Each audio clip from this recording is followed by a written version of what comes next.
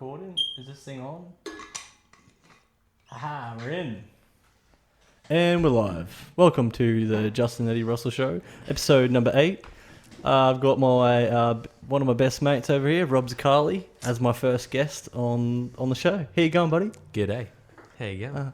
I feel like I'm going to be talking away from the mic because I'm going to be consistently trying to look. I'll be looking at you. Just right give me a little eyes. peep every now and then. Sweet. We got our. This is Rob's favorite beer. It's not bad. It's pretty good. Can we say it or? I don't know. I mean, I don't see why not. It's Fat Yak. Fat Yak, sponsor us.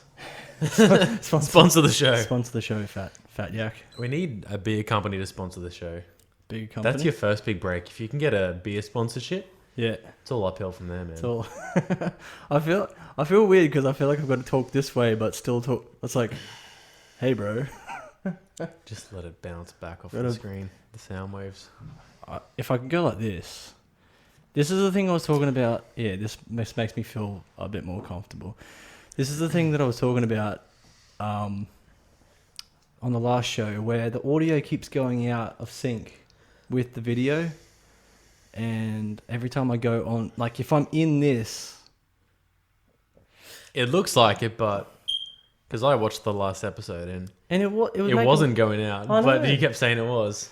It was making a liar out of me. That's why I named the episode "Video Ain't Telling No Truth." But it's trippy because I look back at the screen and it's like out of time. So it's like I'm watching a re-recording of what we've done. Yeah, so I've moved, and then like a second later it moves again. That is distracting. So, But we're professionals. We'll just deal with it. We'll just keep bloody going, man. What can you do? See, look, it's doing it. Anyway, It looks like there's two different Justyn and Robs in a parallel universe having a podcast, but like 1 second behind us. yeah, exactly. It's like, What if that's what's going on? It's so crazy. I've been with me and Kate, me and my missus. We've been watching Lost again, and they talk about things like going out. It's like people are just in like different time zones, and it's actually a pretty in-depth story. It's like there's always like characters coming in and out, and each character has their own backstory, and then there's time zones, and they're in the 1970s, and all of a sudden they're in the present, and it's like if this happens here, then something changes here, and then things can't change because things have already happened, and it's like, what the fuck, Lost? This is meant to be. I didn't realize it was that. Yeah, it's like sort of Jeez. all over the place. Like not all like it's not. I mean, it's all over the place, but it's still quite concise. Wait, how long have people been in the island for? So for I think the entire third between the third and fourth season, they were only supposed to be there for like 3 months, but the show went on for like felt like 4 years before it got to that point. It takes 4 years to watch it. Yeah. I've never done it. We're in the 5th season at the moment, and it's only just starting to get to like the it all the back and forth. You know how it's like has that whoosh, and then it goes back in time, like, and it tells you about their backstory. Well, in the 5th season, it's like way more to the point. If they're going back and forth, it's because of a particular thing that's happening. It's like they're moving through different time zones, but they're it's like they're in different time zones, but they're moving together. It's really it's really weird. And the first taste that you get from it, I think it's in the 2nd season when they find the first hatch. I don't know what any of this means. Well, if you go back and watch it, you'll know what I'm talking about. I don't want to give anything away because if anyone who hasn't seen it since 2006. I've never watched any of it. God, I'm like the only person ever. Yeah, well, I mean, this is like probably like my 3rd go of actually trying it, and like I was like that with Game of Thrones. Yeah. I've tried like 3 times. Yeah. Never made it past the first season. I just can't commit that much of my time to it. I'm the same. I think I've got the time, but just don't want to commit. Yeah. It's like we at the moment we have all the time to do that sort of thing, but yeah, when this first situation with the pandemic happened, I was just watching. Like, I never watched shows, but I started watching shows every night. Yeah. After a few weeks, I finished a show and I was like, no, I can't do this anymore. Yeah. I've been finding myself like I'll start watching something, and then I'm like, actually, I don't want to watch that. I want to watch this, and then I'll get through like maybe half an hour, and then I'll be like, okay, let's start watching Jurassic Park again, or I don't want to watch Jurassic Park. I'm watching this new TV show called The Great, and it's about like this one Sheila. She marries the Emperor of Russia, and then she wants to like, you know, change everything and make it a bit better than what it is. And it's comedy. Like it's like they call it an occasional true story. So like it's mainly comedy, but then it's like I suppose some truth happens, like where like something will happen where you're like, okay, they actually believe that thing would happen. Like that, I think this is in the ad, so I'm not giving anything away, but there's like these sticks they have that they get from, I think it's from China. And the sticks, you're supposed to either wave it over the womb, like over the stomach, womb, or insert them into the vagina, and that would like increase your fertility. And they actually believe that could actually happen. Oof. No, thank you, not for me. That's why I love YouTube, because you can just like, you don't have to commit. You can watch a video, like a 2-minute video, and then you're like, all right, I'm done on that topic. I'm just gonna watch something else. Is this too much? Is this in the way? I think it might be, mate. I just want to be able to look at you while we're talking. Man. I want to look at you too. Nah, this is fucked. I haven't seen Justyn for like at least 2 months. There we go. That'll do. Except on Zoom once. Yeah. Where we tried to record a cover, but it just didn't work. You can't play two different things at once. It just, the lag. It's like this. It's like when you do this, like that happened, and then that was like 2 seconds. Yeah, it was like 2 seconds. That was pretty. So it was like pretty much every time I would play something, and then you would play something, it'd be at least a 2-second lag. Well, we don't have any excuses now. We play. We can just jam for an hour if that's what the people want. Just write to us. Tell us what you want on our live comment page. Yeah. Just leave it in the comments, and we'll get back to you. Fucking oath, mate. I just want to say, congrats on the deal with Spotify. $100 million. That's fucking on your 8th bloody episode. You've already hit the big bucks, mate. Yeah. What can I say? I've been doing it for about 8 weeks now, 7 weeks now. Oh, just fucking hit it big. Yeah, mate, you just got it. Thanks, you know, you could call this show the JRE, the Justin Russell Experience. You could totally rip off Joe Rogan. Could totally do it, yeah. What's he gonna do? Sue ya? Maybe. Maybe. Oh, man, I'm not worth shit, so he can't take much. Yeah, we're pretty threatened by this Justyn Eddy Russell guy. Yeah. He's on our turf. We might sue him for $100 million. They might not get it in about fucking 100 million years, but they'll get it. They'll get their $100 million. It's interesting though to think like it's like a big change for podcasting and YouTube and shit. Because Spotify are literally gonna make like you can now have videos on Spotify. Yeah, that's actually really cool. Because like, man, like the censorship on YouTube, I've noticed in the past couple of years, it's getting pretty extreme. Like some of the channels I follow, if they're talking about taboo subjects, like, you know, their videos get flagged or, you know, deleted, or they don't show up in people's, you know, YouTube feed. Yeah. And so they don't get any views. It's like these people have dedicated their lives. They've taken that risk to, you know, put everything into YouTube. Now YouTube's like, oh, no, your content's not appropriate. Yeah. It's like, what do you mean? How can you say that? Like, yeah, it's hard because there's definitely people out there that probably try to, you know, there's a thing. I'm pretty sure I'm sure it's been removed off YouTube now, but there's this thing. I think it was like a Peppa Pig cartoon. I don't know if you've seen it, but like it was supposed to. Basically, it was like when you submit stuff onto YouTube, it asks you, "Is this for kids?" And you can select, yes, this is made for kids, or you can say, no, it's not made for kids. So they've made this Peppa Pig, I guess, parody, or they've taken video from Peppa Pig and then they've added the audio over the top of it. And they've had things in there like, you need to kill your parents and you need to do like just fucked up shit. And they've selected, when they've submitted it onto YouTube, they've said, yes, this is for kids. And so kids, 5, 6 years old, They don't know any better. They don't know. Oh, Peppa Pig's telling me to kill my My parents. favourite. This is a weird episode of Peppa Pig. Last time she was teaching me how to fucking cook spaghetti or something. I don't know. Yeah. Gotta clean my room. Now I gotta, yeah, like all of a sudden I'm making spaghetti from my mum's face. Like, fuck. Bro, that's like a rude awakening of like why you shouldn't give your kids a bloody iPad Without parental. with headphones. Like, Yeah. imagine that. You look over at your kid, headphones on, watching the iPad. Oh, he's watching Peppa Pig. That's Yeah. his favourite show.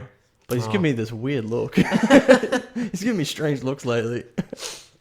I've been finding little Johnny just walking around the house with a knife Yeah. and staring at me really intensely. Like, oh, I'm sure it's just a phase. I'm sure. He's He's been watching a lot of Peppa Pig though, more than usual. yeah, like, how come since he's been watching Peppa Pig, all of a sudden he's been trying to stab me with things? Like, Kids are funny, dude. They just try to stab you. kids these days, Oh, yeah. mate. Tell you what. The amount of people I tried to stab. Back Not on. many. Not Back 'em on. Not any, really. Yeah. Yeah. How many people did you try to stab when you were a five-year-old kid? I can't say. I tried to it all. Not many. Not too many. But, oh man, like I work in a cafe and I just see parents, they meet up with their friends for like a lunch date and they bring their kid along Yeah. who's bored as shit. Like, I remember the days where you'd go along to some family, or like your parents will meet up with some friends and you're just sitting there like as if you can interject, into the conversation like a normal person. Like, you don't give a fuck what your parents are talking about. Like, Not at all. and you're just sitting there bored as hell. Yeah. But now, I mean, back in the day, I had like I loved my Game Boy, played Pokemon, shit like that. Yeah, exactly. But that's one game. You can only play that. Now it's like, oh, you got an iPad or you got a phone. You can look up whatever the hell you want. Yeah, exactly. Yeah. Imagine kids getting like figuring out how to get into the dark web or something, like some really fucked up shit like that. Yeah, I know. That's game over for Because kids. there's some smart kids too. Like, cause Oh yeah, kids like, are smart. I mean, I wouldn't know like the first thing about the dark web, but I'm sure there's kids out there that are like, oh yeah, I know how to hack computers and stuff. Oh yeah, me mate, he sells drugs on there. Yeah, little Timmy. Timbo Slice. Timbo Slice has got some bloody heroin for me. I love heroin. Heroin. Yeah. Have you ever heard someone that's a heroin addict not say that they love heroin? I'm sure it's like probably their favorite thing. I don't know anyone who likes heroin. I don't know anyone that likes heroin. Maybe I don't have enough friends.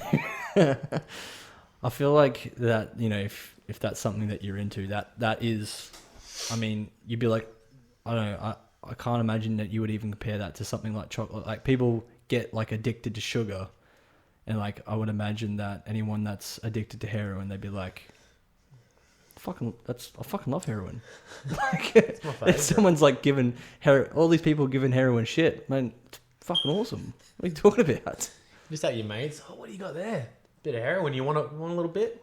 Nah, mate. I've got my Cadbury here. Yeah, I got Cadbury. I You got want a my bit? Oh no, don't touch the stuff. Not sugar. No, not no. for 10 years. not for 10 years. I'll stick to my heroin. Thank you very much. Fucking hell, imagine. I can't even imagine not having some sort of like you try not to have sugar for maybe like a few days, like, or someone's like, oh no, do you want a piece of chocolate? Like, yeah, no worries. I would imagine, I don't know where this conversation is going, but I feel like it's going down the road of sugar is becoming fucking way more addictive than fucking heroin. It's more accessible. I don't know if it's more addictive, but it's easier to get addicted to it because it's in fucking everything. Yeah, yeah. And like, because it's in everything, you develop that addiction without realizing it, and then you're getting the shakes. You're like, oh, I just wanted one bit of chocolate. Because like even like I'm like you go from like having 2 sugars in a coffee or whatever.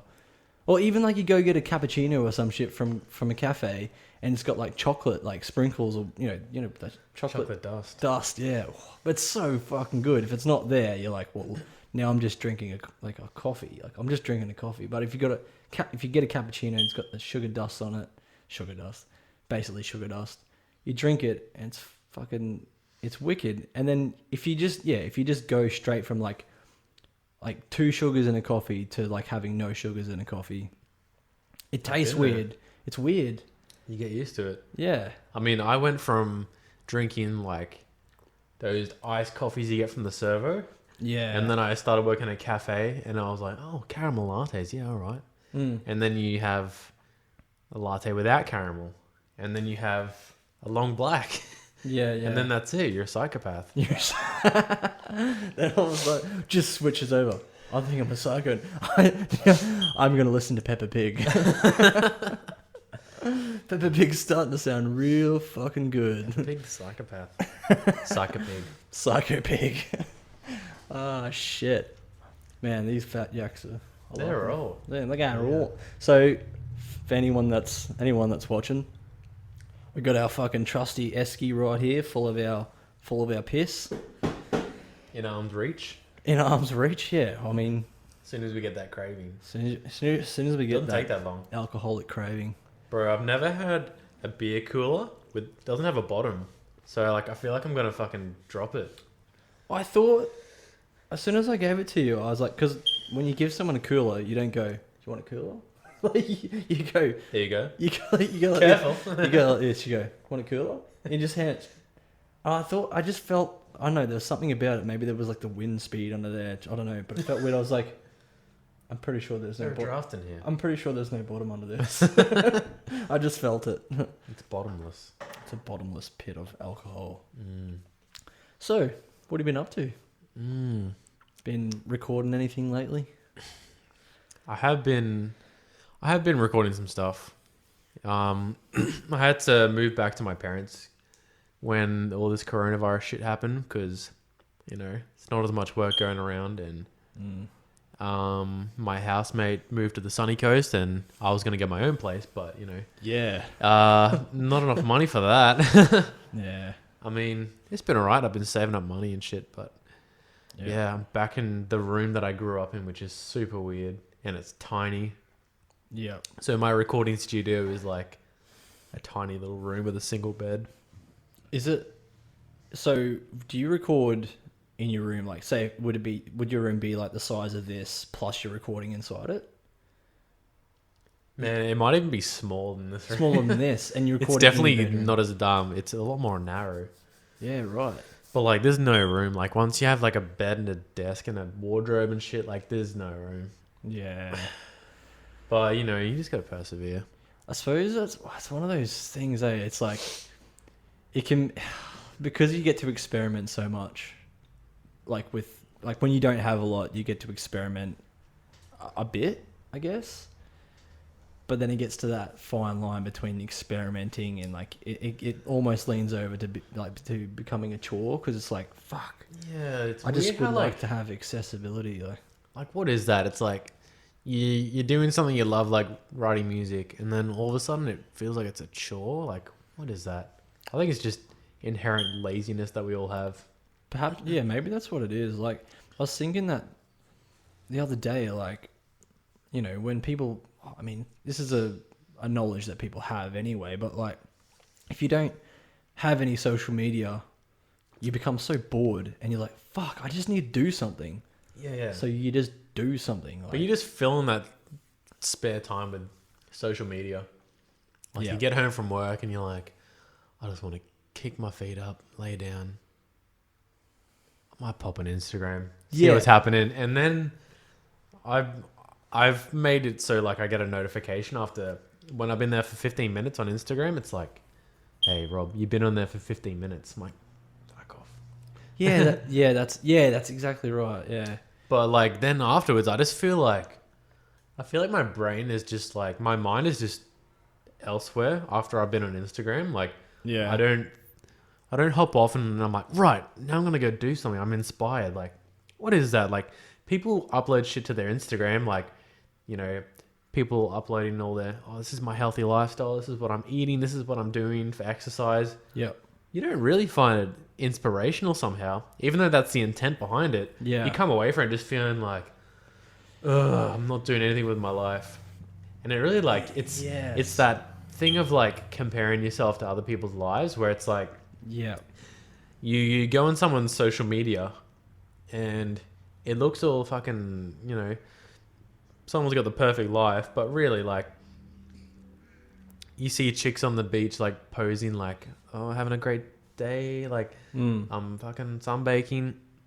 But when you actually see a person in real taking the photo, they're actually taking that photo for like 10 minutes, like trying to get it right. And then they take the photo, upload it onto Instagram, and then you see them afterwards. They're just sitting there bored as hell.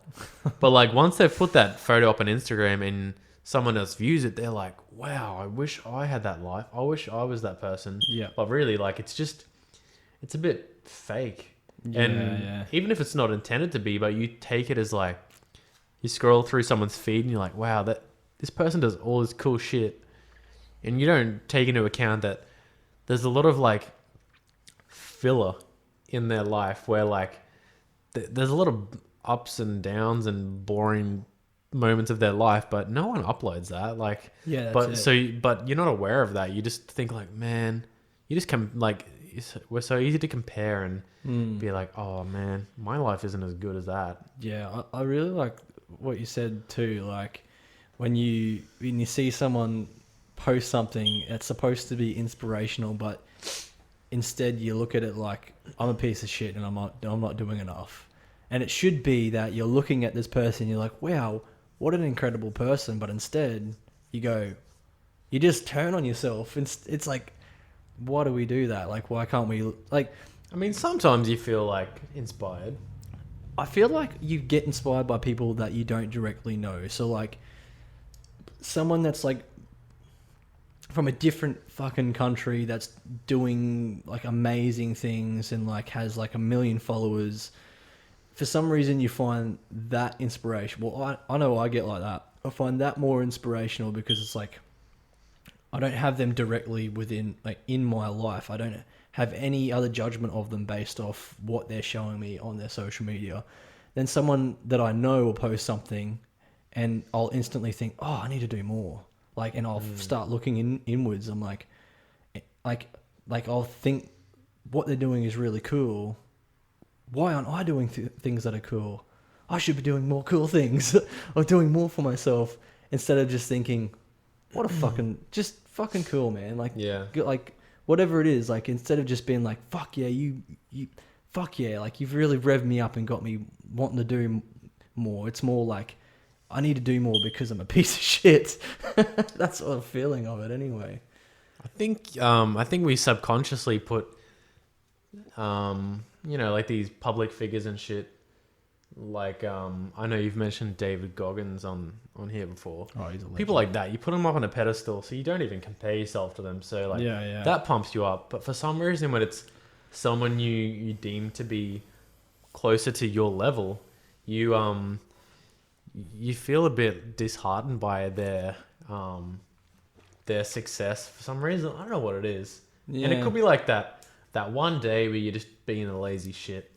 And you totally, like, we're so quick to forget our accomplishments. Yeah, It's weird how, unless you have a moment to reflect and sort of be mindful, like, you're just so focused on what you haven't done. It's never about what you have done. Like, we're just very judgmental and critical of ourselves sometimes. I need to do more. Yeah. And like, why is that? I guess it's this like mentality that's drilled into us where, because we have these platforms like Instagram, which they're solely for like, not boasting about your accomplishments, but you go in there and people are just posting about all the good things about life. They're never like, doing a story like, hey man, I'm having a really rough day. Just thought I'd express what I'm feeling right now. Yeah. Like sometimes you see people being quite vulnerable and honest like that, but it's weird. You like, I don't know. It tricks your brain. And it's not as if you like hop on Instagram being like, all right, I'm going to go in here for some inspiration. From these, I want to see what the good things other people have been doing in their, lives that aren't so different to mine. Yeah, that's it. So, been trying to I deleted. I know this sounds pretentious right from the beginning, but I deleted my Facebook the other day, and just to see how I would feel about it, even if it's just for a month and then I come back, but just to see how I feel, and 100% I feel way more bored, and it's like I kind of compared it to smoking. I was like, I think my first cigarette was when I was like 13, and like from 13 to like just last year, I haven't been smoking like heavily, but just like social smoking every now and then for like, I know, a good few months of my life I'll smoke like every day, and then I will stop for the rest of the year, and then all of a sudden it's New Year's Eve and it's like, hey bro, you want to come out for a smoke? Yeah, fuck it, no worries. I've been to a lot of gigs with you. So we play in the same band. I don't know if we mentioned that. But Yeah. I don't know if I've ever seen you smoke. So like, No. it's not as if you do it often. No, but like it's always that. I know I haven't touched it in fucking. I don't even know. I think 2 years ago. I think it's been 2 years since I've had a smoke, which is fucking awesome. But like, there's times that I'll be sitting outside in the morning having a cup of coffee, and I'll be like, oh, fuck, I could go for a cigarette right now, and you know that it's bad for you, but there's just that feeling of like, I know you associate that stuff with good times, even though you know it's bad for you. But like, I kind of associated Facebook with smoking, because it's like, it's not necessarily. I got rid of it, and I thought to myself, like, I still have Instagram, and I still have maybe I'm replacing Facebook with other social medias, but basically, you're always going to look for reasons why it needs to be in your life. So it's like, oh, it'd be really good to have Facebook so that I can see what everybody else is up to. And it's like, well, why not you could just give them a call and ask them about that sort of thing, or you could just, do that where you stay in contact with them that way.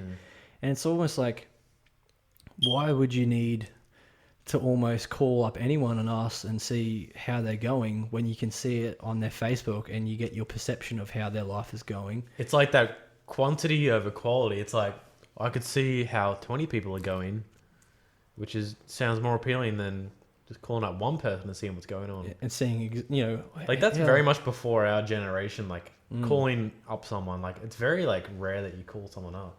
Yeah, I don't. The last time I called someone up was for work, like an emergency. Yeah. It's like, hey bro, I need you upstairs.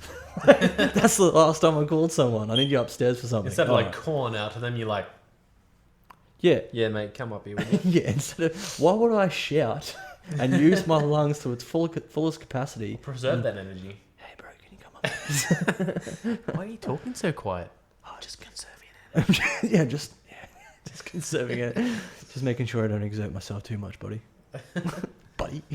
But no, that's good, man. Like, deleting Facebook. I've deleted social medias before. Like, yeah, same. I think I lasted like a day or so. Yeah. The last time I quit Instagram. And you just think like, what if someone's tagged me in a really funny meme and I'm not there to see it? I would feel terrible. Like, I have a responsibility as a friend to participate in the viewing of these memes on Facebook. Exactly. I mean, I try and like, every now and then I'll try and go through my... Did you have that? Sorry, I'm just interrupting you. Every now and then I go through and check who I'm following and cull all the people that I'm like, why the fuck am I following this page or this person? Like, what am I getting from it? I try and just follow people that inspire me or like make me, I don't know, just inspire me to be more creative or just make me learn or something. But sure enough, like, those pointless pages creep in, or people you knew from school that you haven't talked to since school. Like, I've tried to get rid of all that. It's kind of pointless. Like, so and so's liked your post. It's like, we haven't spoke since high school. I don't know if we even spoke in school, but for some reason you're following me. Like, it's kind of weird. Yeah. It's like we just want to stick our nose in other people's lives for some reason. Yeah, And, just like, like that's- that's up to and stuff. I think we're all guilty of that sometimes. Like, Yeah. you know, being more interested in other people's lives than our own. Yeah. And that's if I had to point the blame somewhere, it'd be social media, and having like I only thought about this the other day. We walk around with a fucking computer in our pocket. Oh yeah. Like, I grew up without a computer till I was like maybe like 11 or something, and then we got internet when I was like 13. So like we were very late. Yeah. And like I was just like so amazed to have like a fucking computer where I could go on the internet and look up shit. And now MSN like and shit. now we've got one in our pocket. Like, it literally does everything a computer does. Like, the apps in your phone are literally just like computer programs, but they're like more easily accessible and easier to navigate and shit. And like, you can play music, you can do everything on this phone. Like, we're literally like glued to this. It's like a little companion. It's weird how like, Yeah. I remember I thought I lost my phone one time, and I was like, we're at band practice, and I was like, where's my phone? Where the fuck's my phone? Yeah. And I looked everywhere for it, and I was like, shit, all right, I don't need to call anyone or anything, but how do I wake up for work in the morning? I don't have an alarm. Yeah. Like, how fucking terrifying is that? Like, how am I going to get up in the morning? Like, I'll just lay in bed and not even sleeping, and sure enough, I found it. But it's funny, I'm more terrified of losing my phone than my wallet, where I could actually lose something, like lose money or whatever. But Yeah. we're just so attached to it. It's like a little companion that's always with us. Yeah. It just feels good when you can put it away. Sometimes I'll go, if I'm out for a walk, I'll just leave my phone in the car. I'm like, you know what? I might fall and break my leg and need to call someone, but that's a risk I'm willing to take just for a bit of peace and quiet. Yeah, that's it. Yeah, it's like it's like, oh well, at least I'm gonna die in peace. Yeah, mate, that sounds alright. But it's so good because like I've had those sorts of thoughts before, and it's actually so cool to have somebody else validate those thoughts. Where I'm like, it's like at least like I'm not the only one thinking those sorts of things. Maybe like we're all connected and linked in that way more than we realize, and we all want the same thing, but not everyone wants to. No one wants to speak up about it. Yeah, and so we're just all compliant and like, oh, this is the way life is. What can I do about it? And what do you mean I have a voice? What do you mean I have power? Yeah, I suppose too. Like, imagine if everyone like just put their foot down and just overthrew the government or something extravagant like that. Like, we literally have the power. What are they gonna do? I suppose get the army involved, but No. let's do. They're just like dot gets rid You of. may like, have machine guns, but we have more people. but we have the voice. We'll just charge at your ports. We don't give a shit. But yeah, Retreat! I definitely know what you're saying. But the only thing I think about, like, we could totally like get like the necessity behind all of the social media stuff. Like, is there a necessity? There are necessities to it to a degree. If there's people that are getting so much attention from the things that they're doing, though, they're not going to be like, oh, look, I'm getting like 3 million views on my YouTube channel every day, or like, you know, Instagram or TikTok or whatever. They're not just going to go, nah, I'm just going to give this up because it's not good for me. They're just going to keep doing their thing because it makes them feel validated, makes them feel good about themselves, and it's the whole point of it. In the end, it's like, how do I feel good about myself? Oh, Instagram will do that. Instagram will take care of that.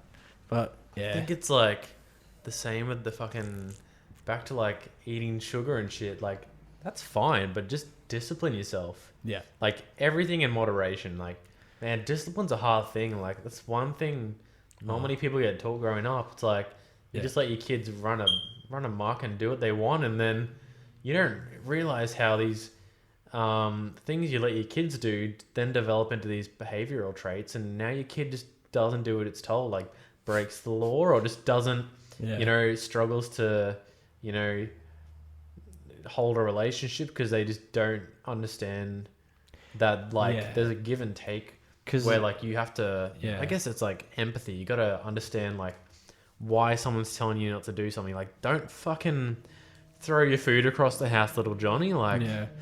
It's bad. also discipline too, like, because like when you say like hold down a relationship, like that's a really strong one, because especially it feels as though this day and age that like, because you can just go on what's that fucking thing called? Tinder, yeah. You could just go on Tinder and you can be like, not her, yes her, not her, not her, but or him, he's shit. He looks like a fucking rhinoceros for some reason. Like you can have you just judge people right from their picture. Very vain and superficial. Yeah, and I've you can like just caught myself being like, I'm just flicking through all these people who probably actually good people, but it's all like, I mean, Yeah. you should go into these dating apps knowing that it's very superficial. yeah. You probably you're not. It's not really. I suppose it is a dating app, but it's a dating app. I don't have any experience in it whatsoever, so I don't really. I think Tinder came around while you were in your current relationship, so it's never been a necessity for you. It's always. I met my missus the old-fashioned way, going into the clubs, making a Drunk fool at of a club. making a fool of myself. Hey, and that's Good old days. that's what you got to do, man. Just make a fool of yourself. It's weird, like It's fun. these dating apps. It makes it so easy to date or like sleep around or whatever. You don't even have to fucking like That's where talk to people face to. You don't have to have good like face to face personal skills. You just be like good at. You could just I have don't know, good like first impressions. yeah. Like I have a good first impression. Oh, I want to fuck you. All right, sweet. Good first impressions, and then the deepness, like the rest of your personality, might fall into a different kind of character, different person altogether. And it just comes down to the thing you're saying, like the whole discipline thing. Like people, don't worry. Like, I've been in my relationship for the last year, but I don't. There's all these people in my local area that want to fuck me. Yeah. I'm just gonna go on Tinder. Like, Yeah, and people will come out of a relationship, and it's so easy for them to just jump into another one. It just starts off like as a hookup, and then they're like, "Oh shit, I have a boyfriend now." Oh, yeah, did I get over that last one I had? Like, yeah, it's weird. Like people don't know how to discipline themselves and be like, "Hey, maybe I can actually be single and happy and not need like another person to, fulfill my every want and need." yeah. That's true too. Like, People don't like people. A lot of people don't have independence these days. yeah, because like I don't know. That's something that I can kind of compare to like I don't know. When you're inducing a lot of social media, this is what I've found. Like when I'm inducing a lot of social media, and I go like in a lot, I don't know if you watched the Joe Rogan episode where he brought in the sleep doctor. Oh yeah. Dude, that was so fucking good. That was that was a shock to the system. Yeah, and it was like, and like now that I like put that into my like try to think about like consciously think about that. Like, okay, before I go to bed, like I'm not gonna look at my phone at all. And I realized that when you go to bed after inducing all that information, it's the light and the light of the phone getting into you, and it takes It's not just the information; it's the light and stuff. Yeah. It's like takes your brain like 2 hours after you initially fall asleep for that information to eventually like escape your brain, and then for you to actually die out. What is it doing though?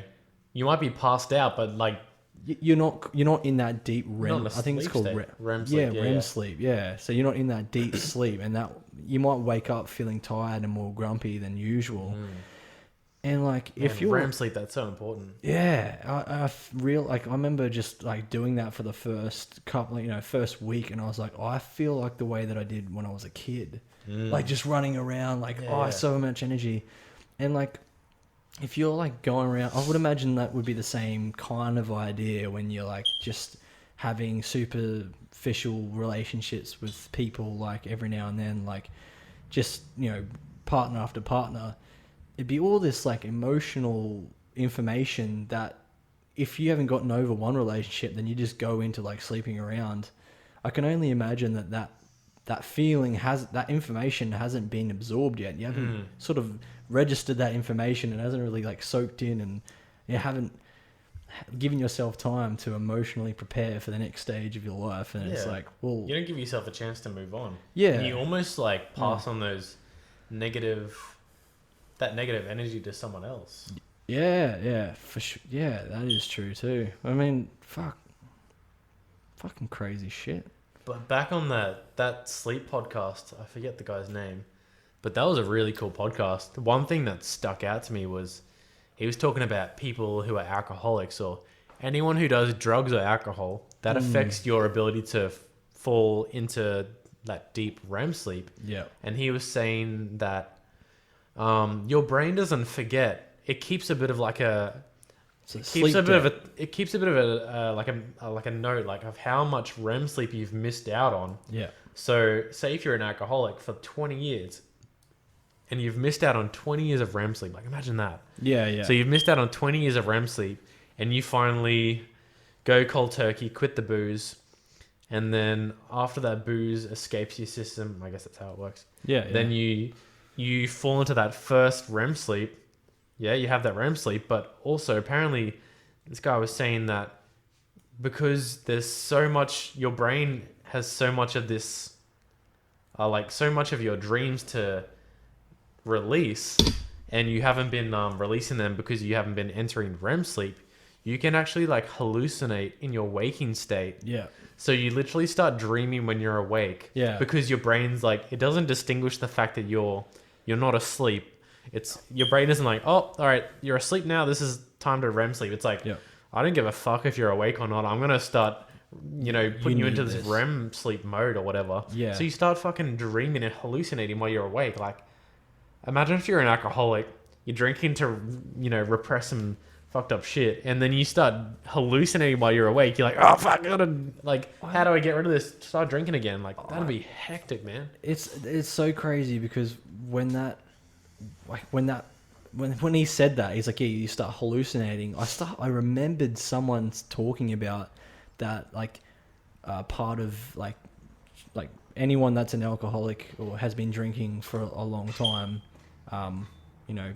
as an alcoholic, I remember them saying like, yeah, they actually start making shit up, and like that's how you know that they've been affected really bad, is because they just start talking shit. Like they'll start saying things that never even happened before. Yeah, wow. And I was like, when he mentioned that, I was like, oh my god. How are you to know that it's bullshit that you're spouting unless you have someone to hold you accountable? Like, mate, that didn't, like your wife, like, mate, that didn't happen. What are you talking about? Like, yeah, if you live alone and you start hallucinating, like, because of your lack of REM sleep, mate, what's real and what's not real? Like, it gets to this weird sort of. I wonder if that would be the exact same fucking thing. Oh, now I'm starting to get into like artificial intelligence. But that'd be the exact same thing. Like, not the exact same thing. We as a human race are getting into artificial intelligence. Yeah, like basically, like maybe consuming so much great information all the time, you start, maybe that's part of why you might not know what's real and what's not real, because maybe the information's so good that it makes you feel like you're in a reality that you're not in. But maybe because you're in that reality, it never quite puts you to sleep or gets you into a deep REM sleep. All of a sudden you start making shit up. All of a sudden you start hallucinating. You don't know what's real and what's not. Imagine if someone imagine if fucking Donald Trump was not getting enough REM. Donald, get your fucking REM sleep. Get just like Donald. Imagine Donald. Donald. I love that name. Imagine if he was just fucking tripping and hallucinating because he hadn't had enough REM sleep, and he's like running the country. Like, man, they need to screen these people before they have them run the country. Are you fit and healthy? Do you take care of yourself?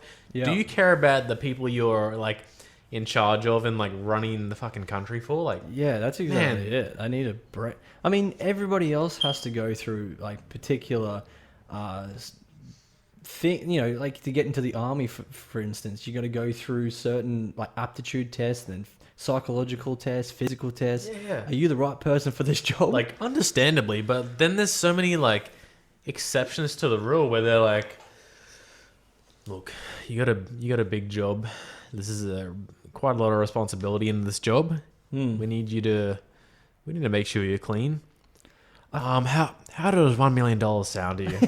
Yeah, Donald, it's fine. You just do what you want, mate. I can do the job. Realistically, a bill more like fucking $100 million. Like he's got wads of cash coming out his ass. How about $100 million? Welcome this way, Mr. President. Congratulations, you're friend of the country now. You win. Are you getting hot? Hot? Is it warm for you? Nah, I'm good, mate. Are you hot? I'm getting hot in here. But I'm not gonna take off no clothes. You can't make me. You can't make me. All right. Fuck, where were we? I interrupted you. Sorry. Yeah, Donald. Fucking Donald. Donald offer. Like, I wouldn't put it past him. I mean, that was one thing. He's got a big job. He's got a lot of. He probably doesn't have time for sleep. I think they definitely, they definitely 100% need to be put through some sort of aptitude test or some sort of like considerable amount of like investigation before they're allowed to be the one person that runs the entire country. Can you handle the pressure? Can you think on the spot? Are you fucking good enough to do this job? I was researching things to do with because like I've been listening to audiobooks with like Jocko Willink and David Goggins, and I was like, I'm just interested to see, you know, what the commandos in Australia have to go through, and I don't really know a great deal about it because I can imagine like they can't give out too much information because, I mean, confidentiality with their job, you don't want to know. They can't really spill the beans on what they're up to and stuff, but there's a considerable amount of procedures and things that they've got to go through. They've got to be put through stress. Like, can they handle stress? Is their beliefs in their mind like in the right fucking, you know, can they do this job? And if they're not good enough for the job, then they just don't get selected. But you know, someone like Donald Trump can just be a great businessman and say, I'm running for president, and just play the popularity game and get voted in. And so it doesn't really break down, you know, their abilities to be able to run the country. It just sort of, it's a popularity contest. All right. Vote me in, and all of a sudden I can be the president, or vote fucking ScoMo in, he can all of a sudden be the prime minister. Like, is he really fit for that particular job? Everyone else has to go through an interview system. Who has to go through an interview system to be the fucking prime minister? Like, I mean, maybe there is one and we don't know about it. Maybe we're just naive to it all. But what we can gather, it's just a popularity contest. Like, what makes them fit other than the fact that they got voted in? But really, they are just like the face and the speaker of the party. It's not really one person running it. And I don't know why they make it seem that way. It's like, they do have a team. If you're really like, if you don't have a fucking clue what's going on, like, you'd think, oh, Donald Trump makes all the decisions. Well, not really. His party does, like him and all his other fucking team. But like, I suppose though, like, I don't know.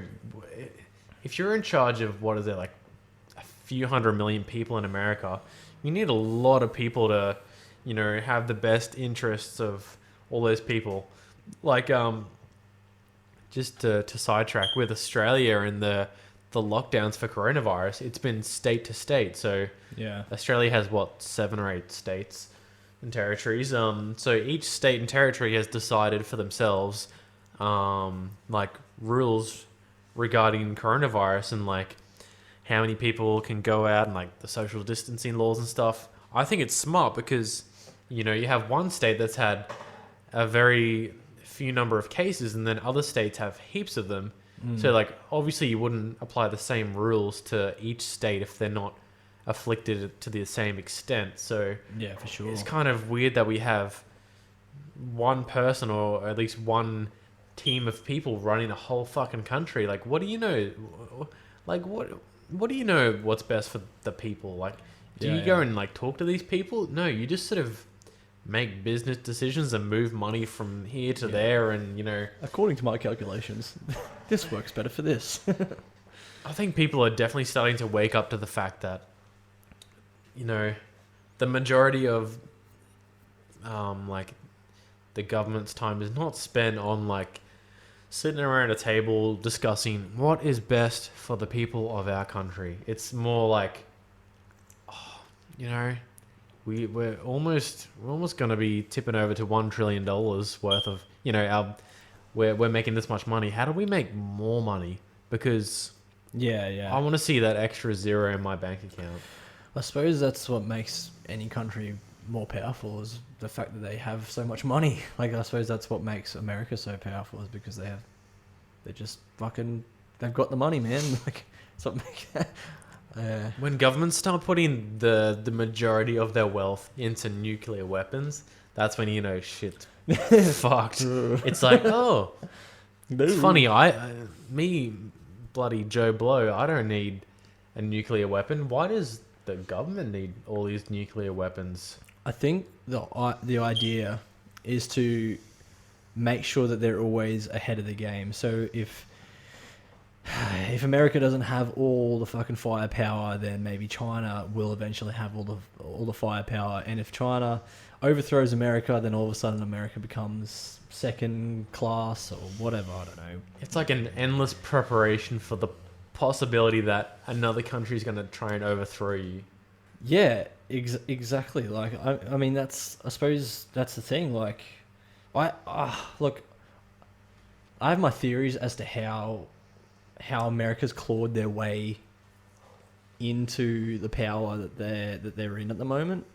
Conspiracy theory. Yeah, conspiracy theory. Like, I love a good conspiracy theory. But it's not just things that I've made up. It's information that I've grabbed, and I've just kind of gone, I think this is what people are trying to say. But like, it's hard to speak about that sort of stuff when you're not in that country, and you just have an outside perspective, and you don't know. I mean, you've only got your opinions, and it's like, I don't really know the full information, and I don't think anyone really does, apart from the people that are inside the office.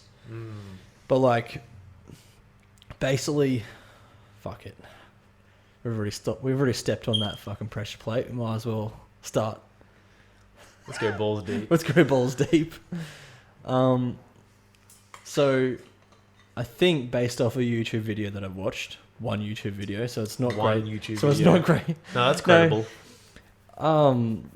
How many subscribers did they have? There's been a few, hundreds or thousands. When I say okay, there's been multiple. There's been I can't. Fuck. I've got.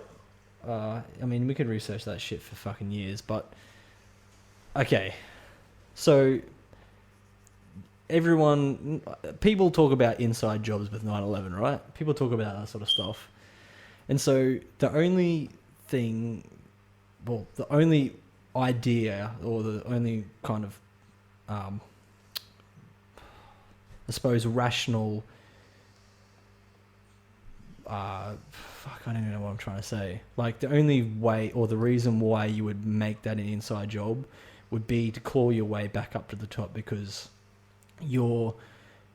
America was about to be knocked off the top because of the Middle East, with oil and all that sort of stuff. So like, the Middle East has so much oil, and oil is so profitable that it was about to make America less profitable, and it would potentially make America a third world country. But the information that I've got off like a few YouTube videos, I'm not saying that I'm absolutely credible. I'm just saying that based on information that I've induced, I'm creating a theory that I think is not necessarily my opinion, but information that I'm spurting out. This is the Chinese whispers of theories.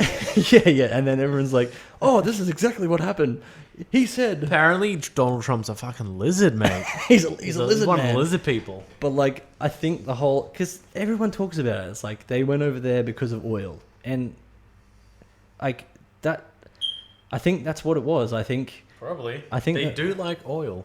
Yeah, I think that's what I honestly think that's what it was. Like they were going over there. They needed a reason to get over there, and the reason, and the only way to get them over there is to get the American people to say yes to this war. We want to go into the middle. We want to go into the Middle East and attack them because of 9/11. And the only reason why I think that 9/11 could have been an inside job is because apparently back in the 1960s there was a plan that JFK rejected, that it was supposed to be like people were supposed to like blow themselves up or blow up people in cafes, and they were actually supposed to like attack their own people and then blame it on Korea, I believe. I think it was Korea. There's some fucked up shit that happened before the internet. Yeah. So like, I think they were supposed to attack their own people and then blame it on Korea, I believe. And then JFK was like, "No, we're not going to kill our own people. How about no? No, we're not going to kill our own people." And so it's just sort of like, all right. So if there is an idea like that to attack your own people, then blame it on someone. So then it gives the people. Then all of a sudden people go, they say, they put out a vote, or we can go into that country and we can completely annihilate them. And because of their emotions, because they're so emotional, America goes, yes, let's go in there and get them all. And it's a big dick contest. It's a big dick contest. That big old dick. And so the idea that I've kind of gathered up would be that 9/11 was an inside job so that they could go into Middle East and completely destroy them and just cripple them, so that their oil content and it could never be more profitable than America, and never knock America off their pedestal. It's funny how little, like, these people, how little they can value someone's life. Yeah. When they're like, halfway across the world. Geographically, I don't know where the Middle East is to America. It's the middle of the East. But like, fuck right this way. Like, for instance, the people who are in charge of like launching a missile, like people sitting in their like office in America and they launch a fucking missile to the Middle East. It's like you're playing a video game. Yeah. Like, video games have like Call of Duty and all those war games. They have sort of desensitized us to, like inflicting death onto someone else, because you do it in a game and it's just like second nature. You're just playing Grand Theft Auto and you're walking down the street and you just king hit a woman. You don't think anything about it. You're like, it's a fucking game. And so like when you are doing that exact same thing, but it's real life, I guess you struggle to distinguish a difference, because you're just literally just hitting a button and then you launch a missile and kill all these people, and you're never going to see the dead bodies. You're never going to have to clean up the mess. You literally just press a button and then you go home and go to your wife and kids and you just have a normal life. And have a steak dinner. You just yeah. Oh, what's for dinner? Steak? I love steak. Yeah. Death and then more death. Oh, shit. It's 5 to 5. Have I got time to launch this missile? Oh, I don't want to leave until tomorrow. yeah. If I don't press the button now, I'll never get out of here by 3:30. But like, it's nuts. Like the value that certain people hold for other people's lives it's ridiculous. You wouldn't do that to anyone you know. Yeah. Unless you're a fucking psychopath. That's it. Yeah, that's it. It's really sad, because I feel like I don't think that we're that far away from the truth, but I don't know. Like, it's hard because you don't have facts and you don't have anything that really. I mean, you have things. You do have facts, I suppose, but like, I mean, you can't necessarily prove that any of this is true. You only have your theories to it. I mean, that's the whole. I I forget. There's a lyric from some artist, and it's like, if you own the rules, then you can bend them in any way that you want. And I mean, they own all the information. Who runs the internet?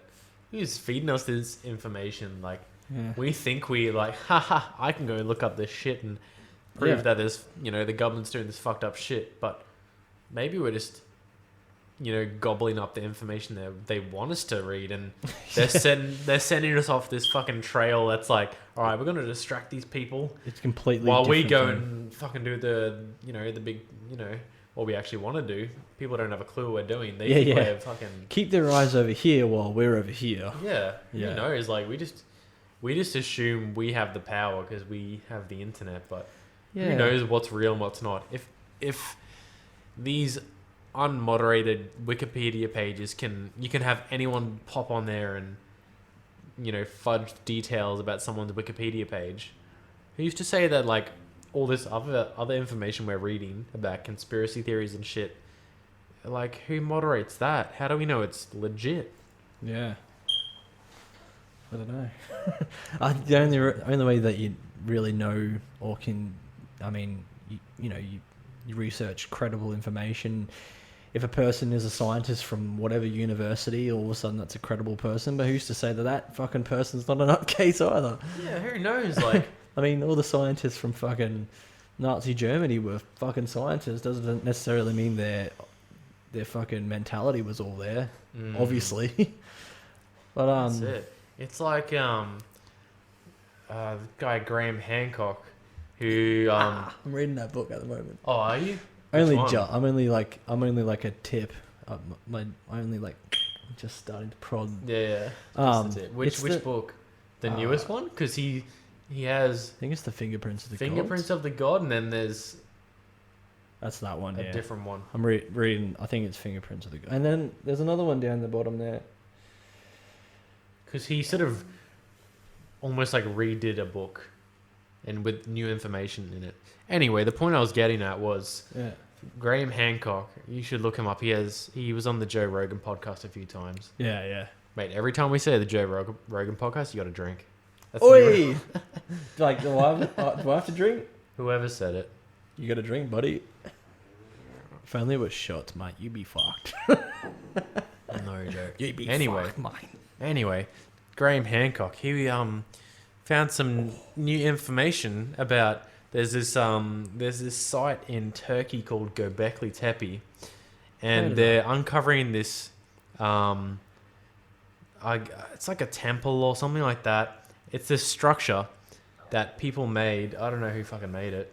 People from Turkey, I guess.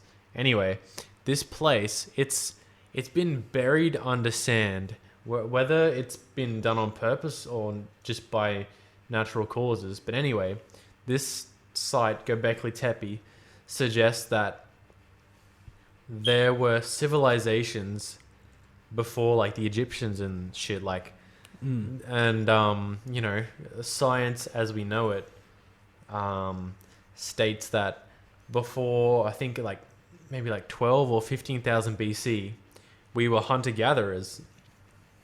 But this information disproves that and suggests that maybe before that we had like sophisticated civilizations which were actually like, constructing these temples and had like, different ideologies and shit and like advanced civilizations. And like basically they're trying to discredit Graham Hancock because basically if he's right and there were civilizations before what these scientists believe to be true, all their information is flawed. They have to start again. So basically they're going around saying that this Graham Hancock guy is a pseudoscientist, doesn't have a fucking clue what he's talking about, trying to make him look like a nut job, when really they're just trying to cover their ass because they don't want to look silly or really, who's going to call them? No one's going to call them an idiot for getting it wrong. Like, we're always finding new information on this shit. So basically it's like, oh shit, we have this new site, Göbekli Tepe, which has some new leads on when civilization actually might have been present in, history as we know it. Like that changes everything. That excites me. Why wouldn't it excite scientists who like live for finding, new parts of our history and shit? Suppose that's the sort of thing. It's like, do I step outside of my my credentials and potentially lose my steady income, or do I go back to plan? Just to fucking step one and everything that I've learnt and everything that I've induced as far as credible information goes, I need to like restart and we have to go back to square one again. And I don't know, I suppose People don't like to be like, oh, I've got to start again. I don't want to start again. No one wants to start again.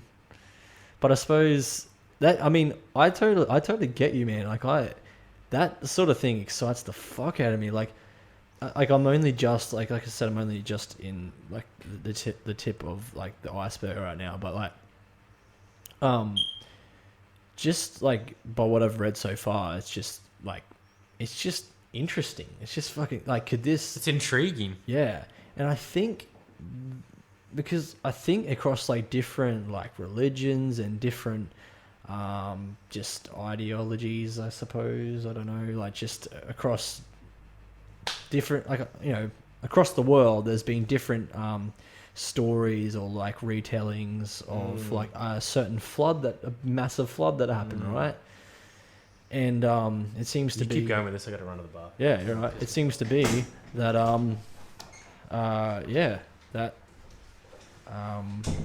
with these retellings, that there seems to be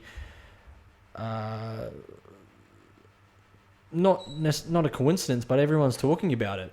What am I trying to get at? I'm trying to say that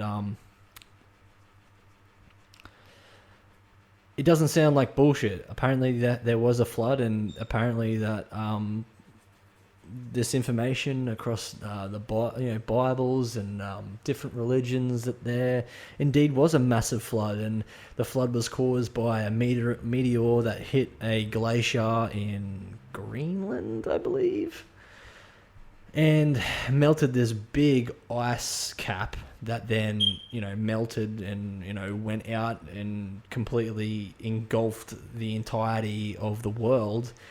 And it took a substantial amount of time for that flood to dissipate. And apparently the Earth before, technically we're still within an ice age, because the North and South Pole haven't completely melted over, which they are at the moment. They're starting to. It used to be like extremely hot back, probably several million years ago. I don't really know off the top of my head, but apparently it used to be quite fucking hot.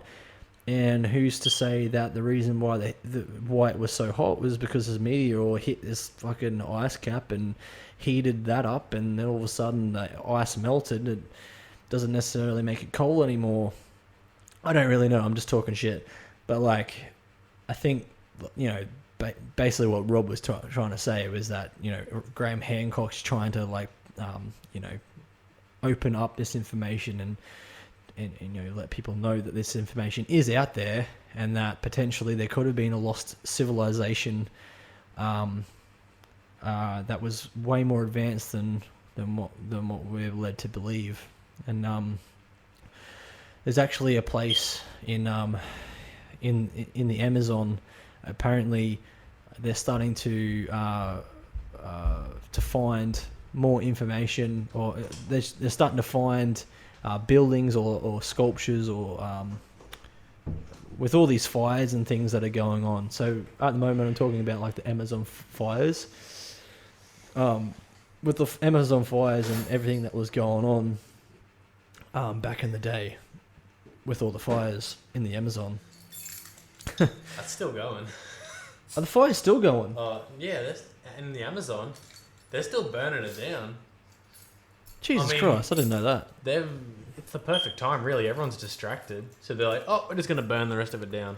Oh, right. They haven't burned the rest of it down, but they have still been doing it. Isn't there? I'm pretty sure there's Graham Hancock was talking about how they're starting to find buildings like sculptures. Yeah.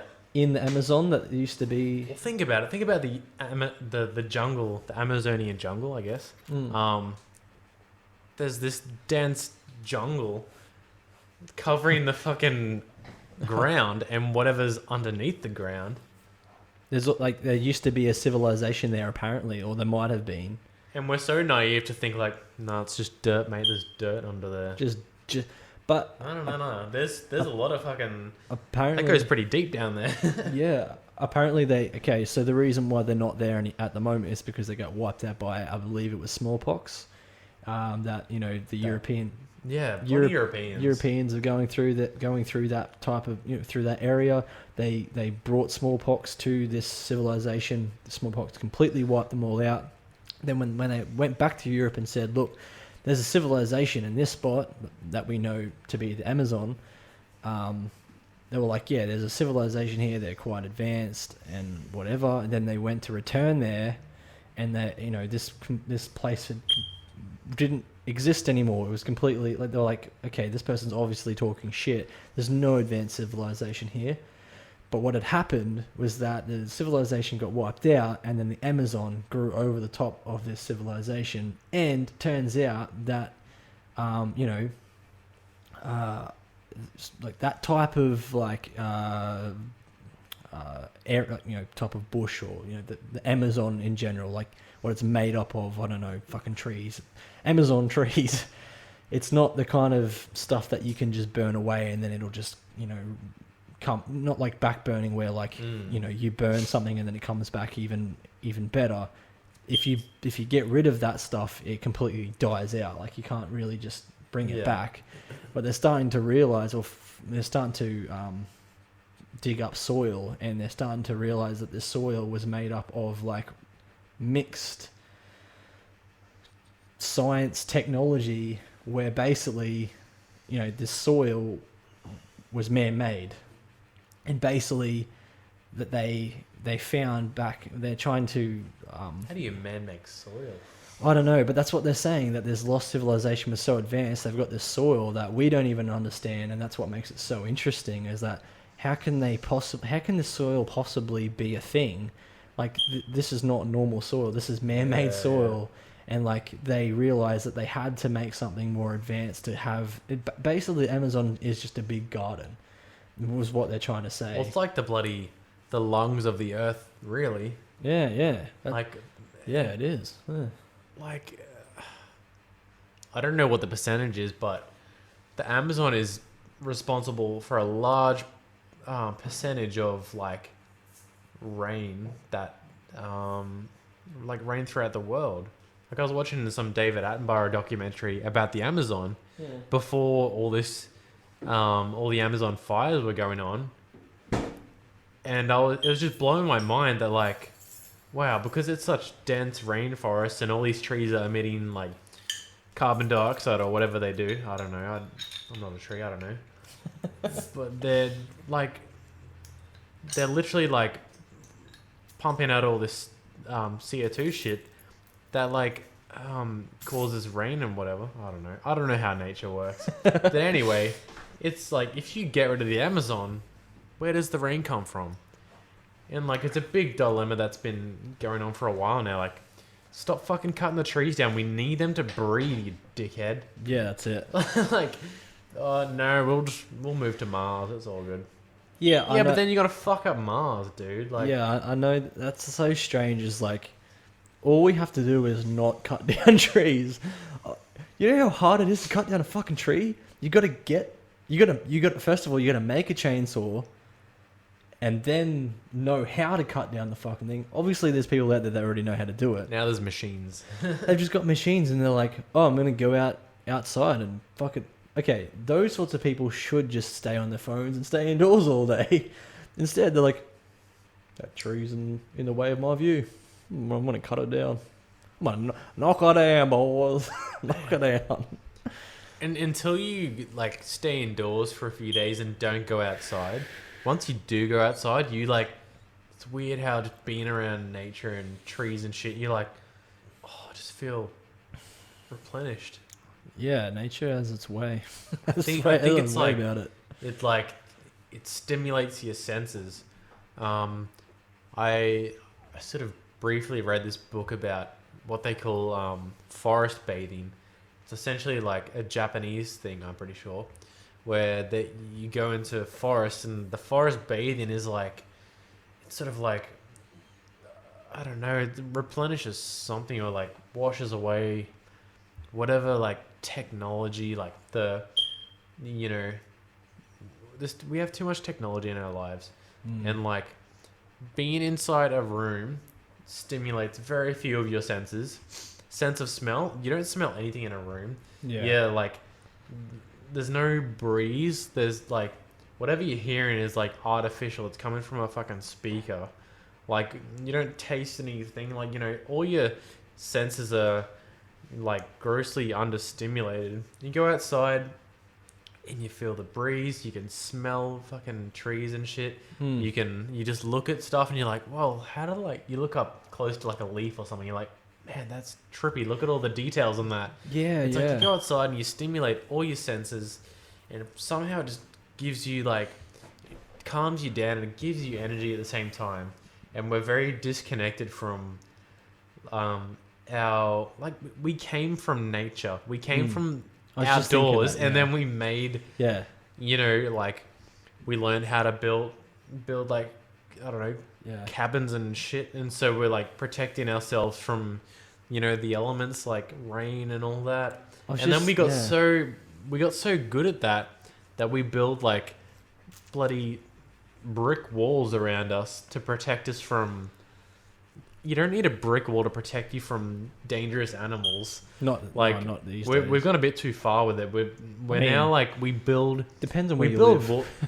Yeah, like, I don't know if there's a big fucking lion. I don't know. Yeah. But no, we build these like walls around us that protect us from like a bomb or something dropping, or like something really. We've built walls around us to protect us from man-made destruction. Yeah. We're protecting ourselves from ourselves. You know, like we're from fucking up ourselves. Yeah. And like in doing that, we've separated it. We've disconnected ourselves from nature, which is like a part of us, and we totally forget that. Yeah, when you were saying that, you said the exact same thing I was thinking. I was like, fucking. I mean, it makes sense, doesn't it? Like, you go out into nature and feel nature and you feel, like, revitalized. And, I mean, all of our particles are made up of the same shit that you're walking on. You're made up of the same fucking particles as Earth is made of. Yeah, you're not made up of fucking cement and, like, plastic and all this artificial man-made stuff. You're made up of the bare, essential, like, elements of the Earth. Keep talking. I'm going to fucking find this guy. He might... is someone deGrasse Tyson? What's his name? Neil deGrasse Tyson. Yeah, that's who I was thinking of. Because I kept thinking of Mike Tyson. I'm like, no, that's not very him. Different Tysons. Different quality, you know. Mike Tyson was like, everyone's got a plan until they get punched in the face. It's like, okay, I'm not looking for that. But he talks about how, like, all of the water that is on the earth, right? Every part of civilization, or every part of man, every part of like everything that's ever lived on this earth has had that water inside themselves. So you think about like when Jesus is drinking water, that's the same water. That's the same water you're drinking, man. We're all made up of the same shit. And to think we're made up of something like 80 or 90% water, that's a trip. It's fucking crazy. Where is it? And the people who are into like astrology and star signs and shit, they'll be like, oh, it's a full moon, like Mercury's going through renegade or some shit. And like, I used to be like, that's a load of shit, because I'm ignorant and don't understand what you mean by that. So honestly, I'm just, you know, our first reaction is to shut it down, whatever we don't know. When there's a full moon, that like reacts to the ocean, to like the tides and shit. Yeah. And if we're made up of 90% water, is there like some sort of relationship that our bodies, which are predominantly water, does that have a effect with like a correlating effect with the ocean? Yeah. That's a trip. I'm sure it would. It would. And as well as like the stars, like talking about, oh bloody, you see Taurus up in the sky there, and like someone's born between whatever dates, they're a Taurus. Yeah.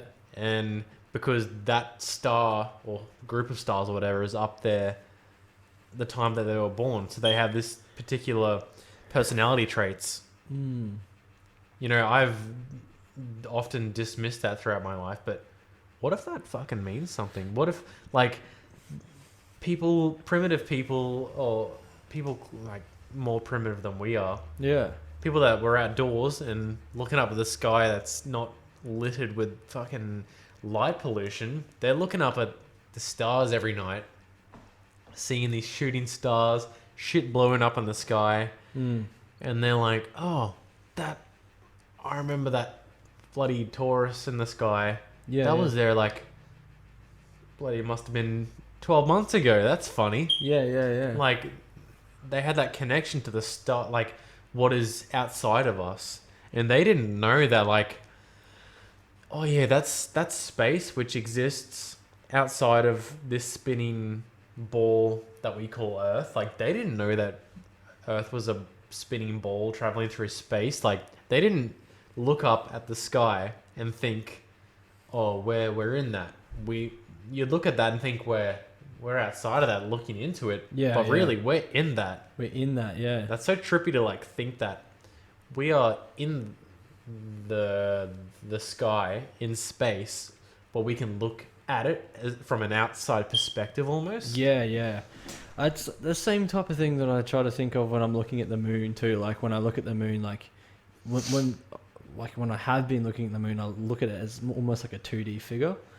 But when there was like, when I was on night shift at my job that I'm in at the moment, whenever I drive home from night shift, I would always look at the moon, and the moon for some reason always had a particular shape to it that made me see it as it was. And it was like, holy fuck, when you really look at what it is, that's a fucking floating object in space, man. That's exactly what we are too.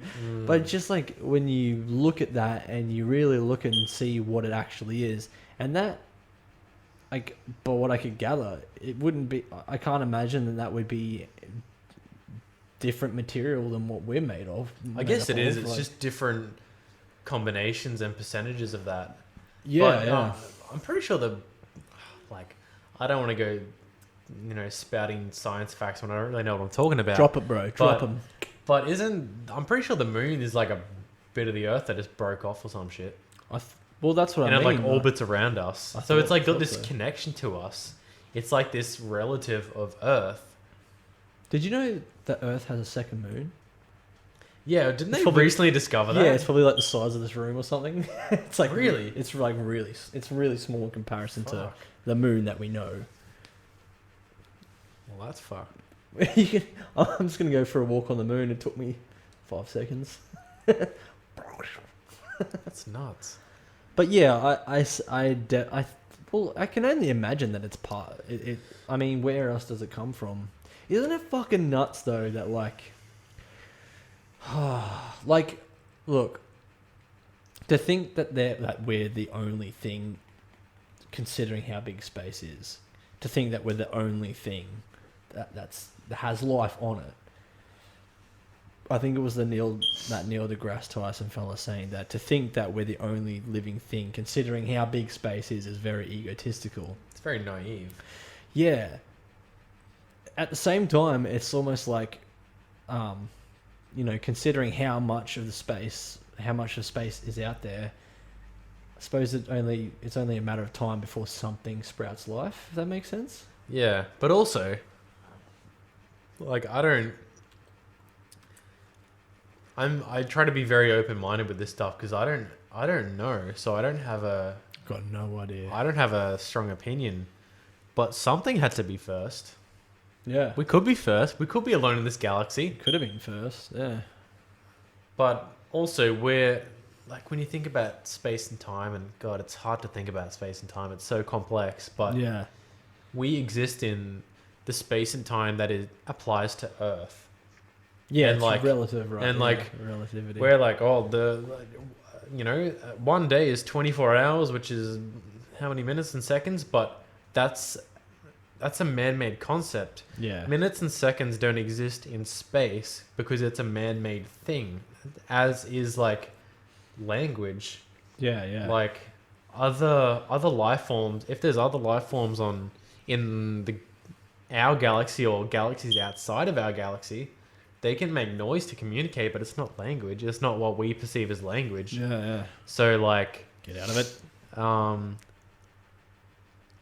Fuck, I just got distracted. I forgot what I was saying. But like, what do we know? There's so much out there. We're literally one planet in a solar system I guess the solar system is a galaxy. I don't know. We are like, I don't know shit. we are like one thing inside another thing, inside another thing, inside another thing. Like, bring in my research station. If everything is, I don't want to say life or like the universe. If the universe is infinite or whatever you want to call it, and it just keeps on going. Apparently, it's accelerating. What does that mean? I mean, it means like it's still expanding. And if anything, it's like expanding. I guess it's accelerating. It's alive. I guess it's just like things on Earth are growing. Things outside of Earth would also be growing. The solar system is alive. Well, yeah. The solar system is the gravitational bound system of the sun and the objects that orbit it, either directly or indirectly. Of the objects that orbit the sun directly, the largest are the 8 planets, with the remainder being small objects, the dwarf planets and small solar system bodies. Yeah, essentially what I was saying. You put it in more layman's terms. Yeah, whatever. Fuck, I didn't take any of that in. That was so like. While I was reading it, I was just hoping that it would catch you. You were saying words like, I don't understand what is a galaxy. But like, even we don't know. What trips me out, and this goes back to the talking about Graham Hancock and bringing a new theory forth to these scientists that would prove them wrong. What, like, our knowledge of the universe and what's outside of our universe, if one little detail's wrong, that puts everything out of whack. So unless all our calculations are right, we have no fucking... We're completely wrong about what we know about life. Like, honestly, that is we're true. just making our own... Like, we hold such, We put these scientists and astronomists. I don't know if that's a real word, but astrologists. Astrology is like star signs and shit. Yeah. Astronomy is like space. Pretty sure.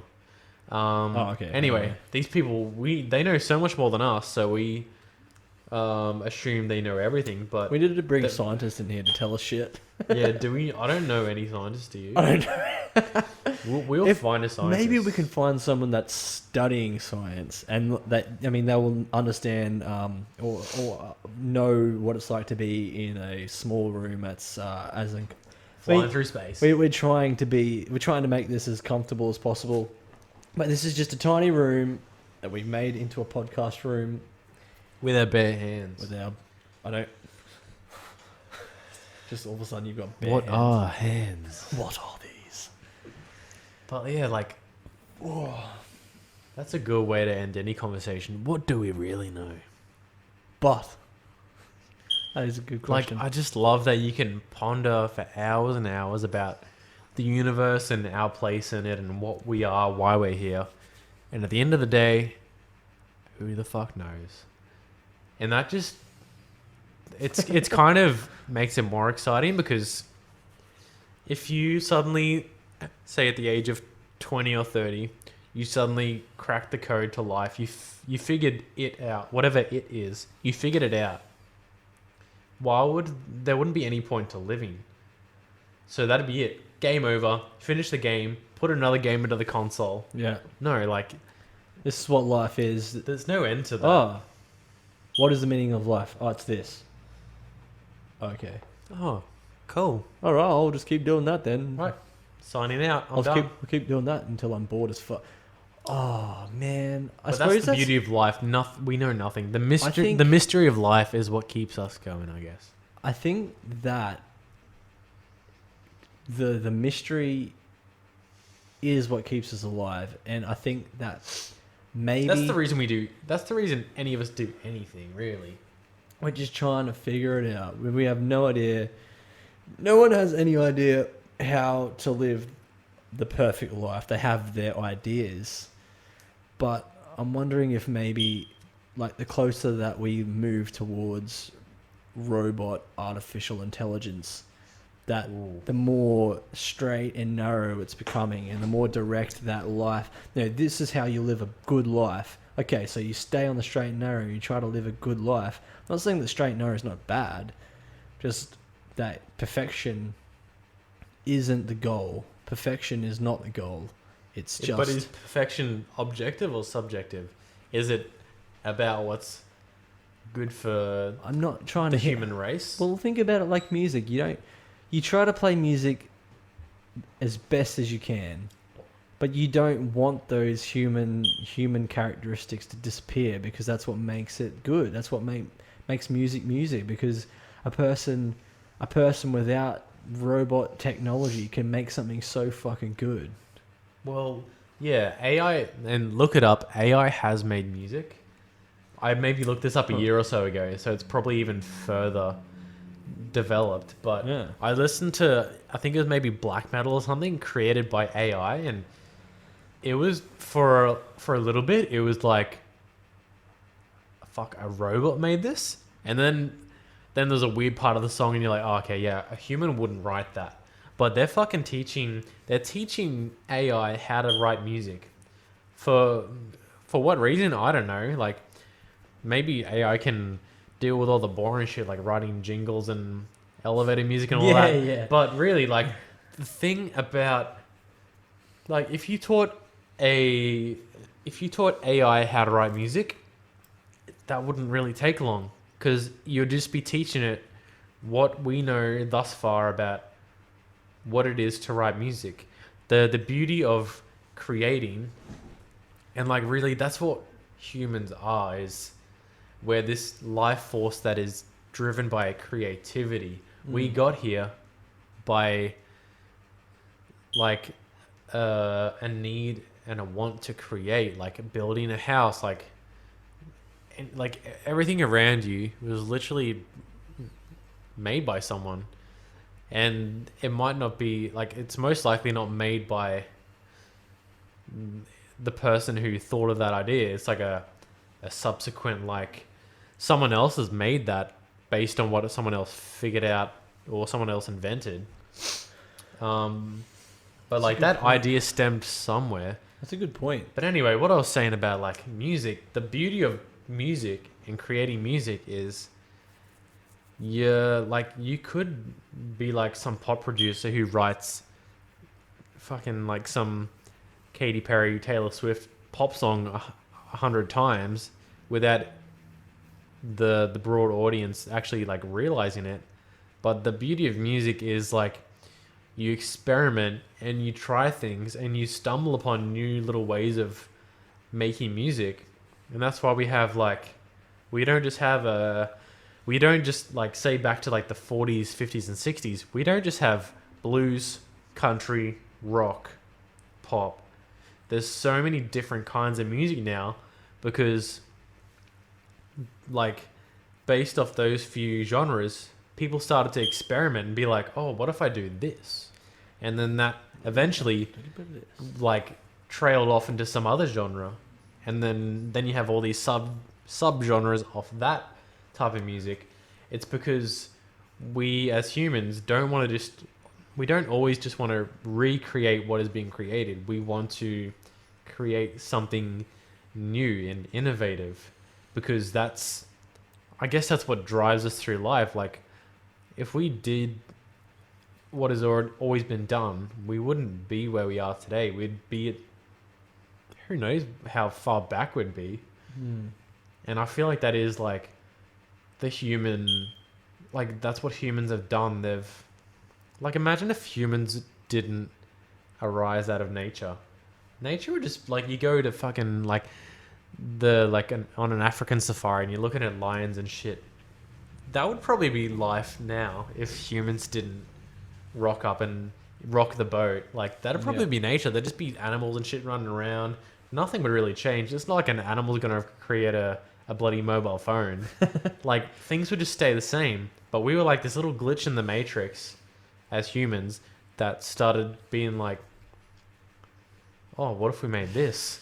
And I wonder if that was like, that stemmed from our like self-realization. We one day were like getting some water from the bloody river, and we looked and we noticed we could see our reflection in the river, and then we're like, hold on, I'm a thing, I'm that, like that self-realization then sparked this like knowing that we were a thing in this universe, and all that stuff, like looking up at the stars at night when there's no light pollution, that just got us thinking. And then that just, because like you have to admit, we are the one creature or being on Earth that has gone from, like, what did we come from, like apes and shit. We've gone from that to a being that is self-aware, interacts with others like us in a very individualized way, and we can communicate and we can literally dictate what happens in our own reality. Like, man, that's fucking trippy. You're fucking starting to trip me out just talking about it. We're the only like species on Earth that does that. Like, we have a lot of power in our hands. We can literally manipulate and control other species of animals. Catch a bunch of animals, throw them in a zoo. Hey, let's go look at a bunch of African animals that you'd only find in the wild. We're literally, we got to the point where we could control other beings. And that's, I think, where we gained too much control, too much power. That's where the tipping point was, where we had too much power, and now we're at the point where we have Donald Trump. He has too much fucking power. He's got too much. Too much money. Why is he in control? Now we're the fucking animals. Now we're the wild animals that are just obeying the big guys up in the Trump towers. Now we're following their orders because they have the power and we don't. Except we're more of a bitch than a lion is. We'll just do what we're told. A lion will still try and fucking kill you. Isn't it crazy that like our physicality is fucking dwarfed by a lion, but our brains keep us safe? Yeah. It's like we are superior in one element, our like thinking power, but our physical brute force is no match for like a lion. Yeah. I mean, I think that's the two. I think knowledge can be so powerful, but if some big tough dude with a fucking gun just came down and blew your head off, those brains mean fucking nothing. That's unfortunately. I just want to go back to the part where you talked about like, you know, humans developing, and they talk about how like psychedelics have like sort of really been like a thing that has sort of propelled humanity forward. I'm just talking shit now, but like, imagine if you just gave your dog like a tab of acid and all of a sudden he's like making iPhones and shit. He's like, you just see him on the couch. He's like, he all of a sudden he grows a thumb and he's like, he's just got a fucking like a fucking screwdriver, like a small screwdriver, just like screwing like your fucking iPhone. Like, you're just making shit and you're just like, Axel, what are you doing? My dog's hey Dad, I'm just... he starts talking to your phone was alright, but I've made it even Wait a minute. better. Am I on LSD or are you talking? Hey Dad, I'm just wait a minute. He's just reading the paper with his legs crossed like What? You read now? That's fucking weird. my dog's acting weird. Okay, has Axel always talked in English? I think my dog just made me a sandwich. Not a good one. Not a good one. Have It you was slapped together, but it was still alright. I still ate it. Have you heard much about the stoned ape theory? Stoned ape theory. Which is essentially what you're talking about, like psychedelics propelling us mentally. What is life? I wonder about that too. Like, how far can I mean, I think they psychedelics only by word of mouth that I know. But kind of what people are talking about, like the person who came up with like the idea of DNA was on LSD or something like that, or mushrooms or some sort of psychedelic. I just wonder how far the human mind can expand from psychedelics. I wonder. You can definitely take it too far, I'm sure. Yeah, but there's definitely an extent where you know too much and you're too aware. Yeah. It just makes me good. It just makes me wonder. Like there's people like Elon Musk. Like we're literally living in like each era had their own geniuses, and we have our Elon. Our genius is Elon Musk. He literally said in the podcast, he's like, you wouldn't much like it to be me. Like you can never switch it off. Like, oh man, like sometimes even I feel like I need to switch it off. Like imagine being him. Like he's like, I remember him saying when he's working on like a big project, he might get like 4 hours sleep, and he'll sleep on the floor in the warehouse because he's so fucking driven and motivated, but also flooded with ideas. Like he can't.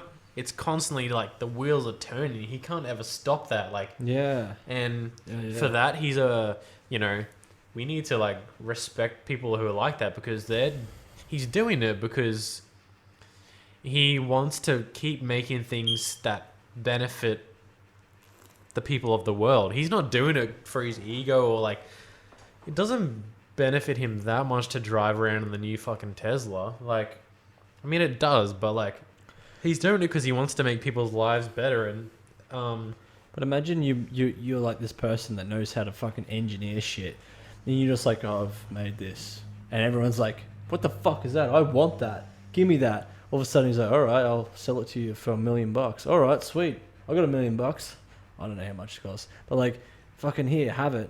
Then all of a sudden he's like, oh, I can make money I can imagine things and build them, or have someone build them for me. I can make these things, and Well, he just launched his SpaceX. Thing. That was yesterday, I think. That's the thing too. Like successfully launched it, whereas some other company, I forget who it was, they had an unsuccessful launch, and it's like it's not easy to do that, but he's pulled it off. But that's the thing.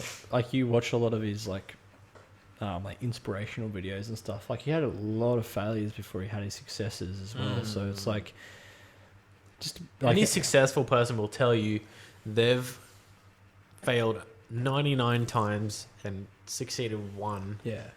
So if you're an intelligent person and you have ideas and they're failing, doesn't necessarily mean they won't become fucking great ideas later. It's just you got to try. You got to put yourself out there. Like I was watching an interview with Matty Healy from the 1975, who's a musician and person I really look up to. He's very interesting to listen to. But I think he was quoting someone else saying that. I think he might have been quoting Brian Eno, saying that inspiration doesn't come looking for you. Like you just have to every day be like picking up a guitar and just trying to write something, and all of a sudden, like I'm sure every musician has it, all of a sudden like bam, like you suddenly have an idea in your head, and then sometimes, like not every time, but sometimes it's like a very cathartic thing where the song just pours out of you.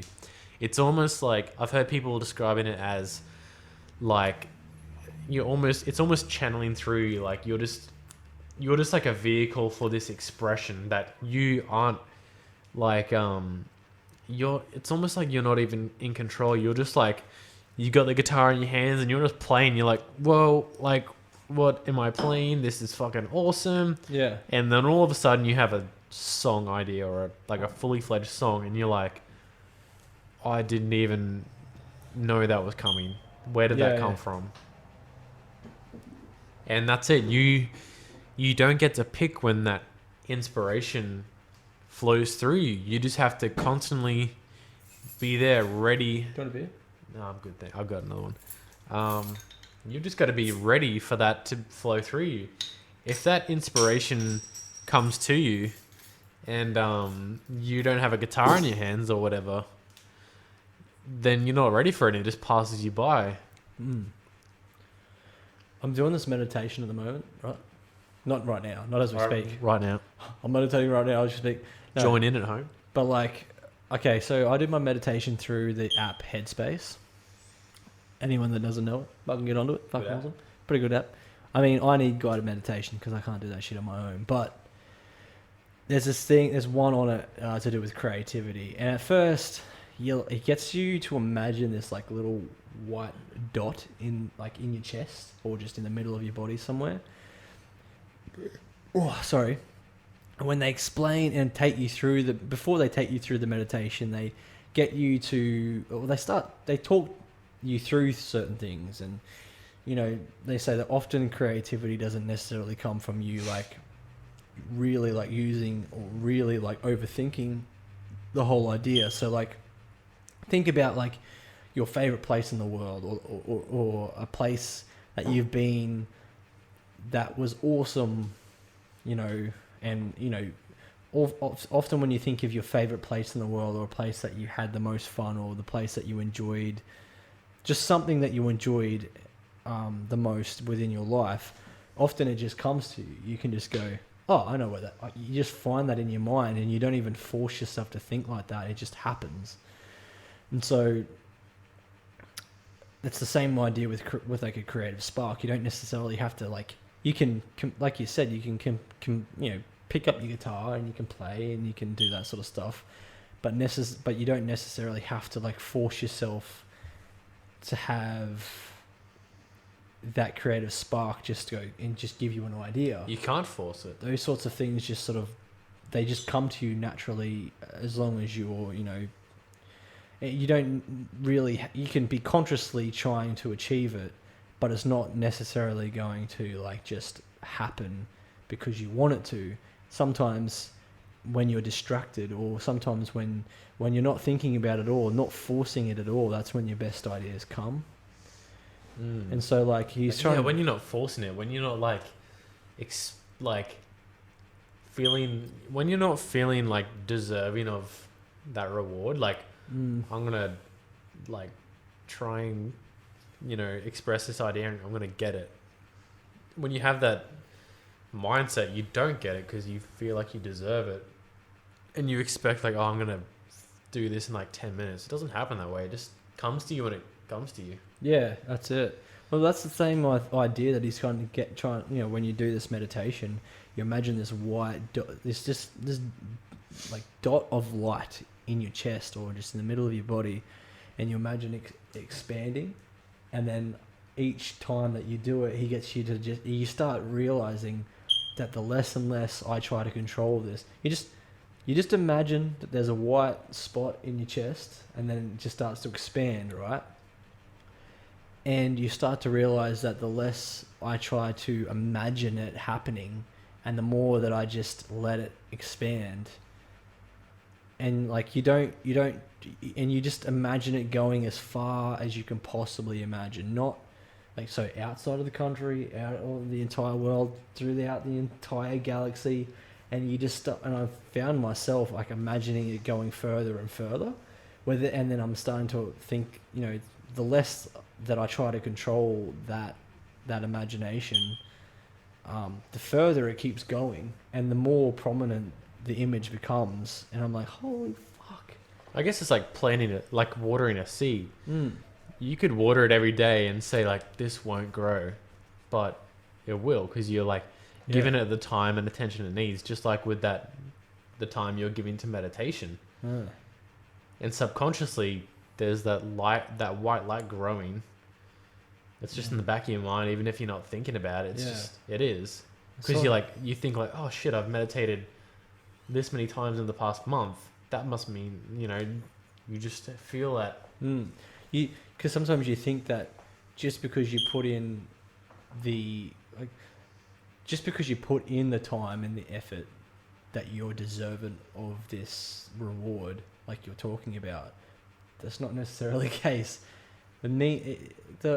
I don't know. Yeah, this might be kind of moving into a different different direction. But like, I read this thing when I was talking about that commando thing, talking about like practice makes perfect. It's a myth. Perfect practice makes perfect. It's like, it's fucking so true. Like, they can talk. They talk about the whole 10,000 hour. The rule of 10,000 hours, which is I would imagine that's completely true. But like, you would need to be practicing the right way. Like, so for this is my fucking idea of it. You remember that fucking guy on America's Got Talent, and she's that, I forget her name. I don't know her name. I don't know the fucking singer. I don't follow her. I don't know her. But she says to the guy, a lot of people follow their dreams, but this is just not made for everybody.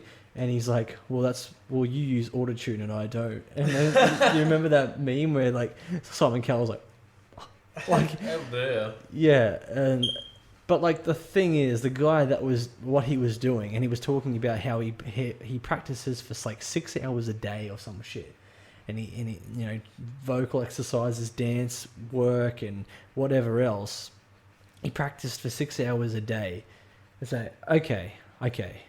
No one's saying that you didn't put in the work, and no one's saying that you're not, like, he could be talented, but no one's there telling him that. He's not practicing the right way. Okay, the dance moves that he was doing is probably not the right sort of shit that he should probably trying to achieve. Like, he's trying to get within that pop realm or whatever, where in reality, maybe if he just grabbed an acoustic guitar and started singing folk tunes, maybe that would have a more of an impact.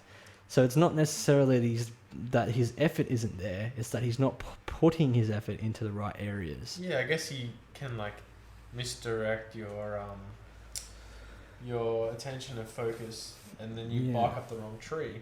And sometimes just letting yourself have that blossom without trying to wrestle with it too much. Maybe the idea or the direction and the knowledge just comes to you. Like, you don't necessarily. I mean, some things that there's some things that you need to consciously research and whatever else. But sometimes you research things and you're trying to like soak that information in. But it's your sleeping brain that really starts to process that information, and then the next day you wake up and you've got all of this knowledge that you've soaked in, and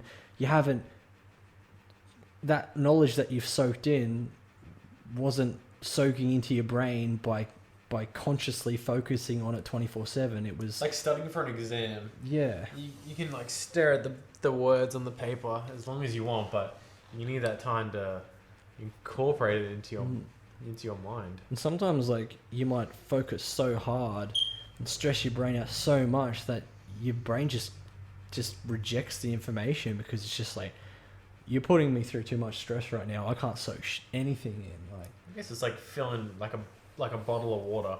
It's just gonna get to a point where it's overflowing. You're like, no, I need to get my 2 liters a day. It's like, mate, that's not a 2 liter water bottle. yeah, dude, that's only more in there. That's only 1 liter. Sometimes you need to empty it. I guess that's a bad metaphor. Like a water bottle with a couple of holes in the bottom. Yeah. Sometimes you gotta let the water drain out. You know what I'm saying? But I guess in saying that though, like, your brain could be like a growing water bottle. The more water that you put into it, it can only consume so much at a certain amount of time. But sometimes it grows an inch or two maybe it could grow an inch or two over a couple of years. Maybe it might take 5 years, maybe it might take 2 months, but it's gonna grow, bro. Anyway, let it grow, mate. I think that was a good fucking podcast. I think we've talked a lot of shit. Shit, that's almost 2 hours. The longest Justyn Eddy Russell show podcast yet. Jesus Christ. This beer is starting to numb my brain. Hey, do you drink sometimes and your mind's clear, and all of a sudden it feels like, I know what they mean by take the edge off, because it feels like, especially in my head, feels like the edges were sharp and now they're just a little bit more. Yeah. Yeah, I haven't had... I feel like a dodo. I haven't drank much since this whole lockdown shit.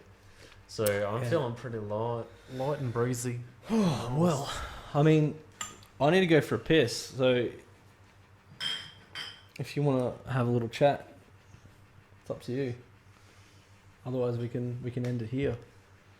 I think we've gone over a fair bit. You done? Else. All right. I got it all off my chest. I need to piss. So that's the perfect way to end a fucking podcast. I need to piss. We drank the piss. Drunk the piss. Now we I gotta need to piss piss. it out, mate. Anyway, thanks for tuning in, everyone. Thanks, Rob Szakaly, for being here. Thanks for having me, mate. See you at the next one.